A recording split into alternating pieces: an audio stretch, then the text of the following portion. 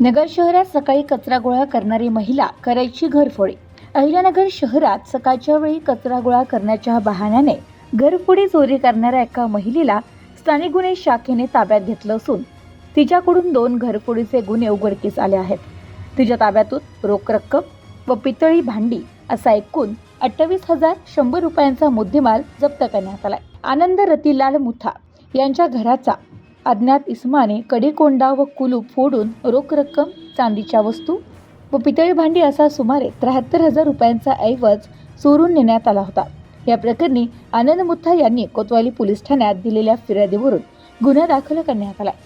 शहरातील घरफोडीचे 9 उघड गुन्हे तातडीने उघडकीस आणण्याच्या सूचना पोलीस अधीक्षक सोमनाथ घारगे यांनी दिल्या होत्या.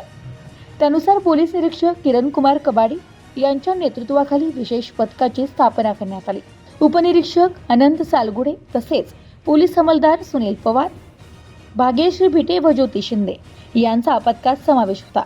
पथकाने घटनास्थळी भेट देऊन तांत्रिक व गोपनीय माहितीच्या आधारे तपास सुरू केला. 26 फेब्रुवारी रोजी मिळालेल्या माहितीनुसार सकाळी कचरा गोळा करणारी सविता अर्जुन कुचेकर हिने सदर घरफोडीचे गुन्हे केल्याची कबुली दिली. पथकाने तिला ताब्यात घेऊन तिच्याकडे विचारपूस केली असता तिने गुन्ह्याची कबुली दिली आहे. पुढील तपास पोलीस करत आहेत. Bureau report, news today 24, Ahilyanagar.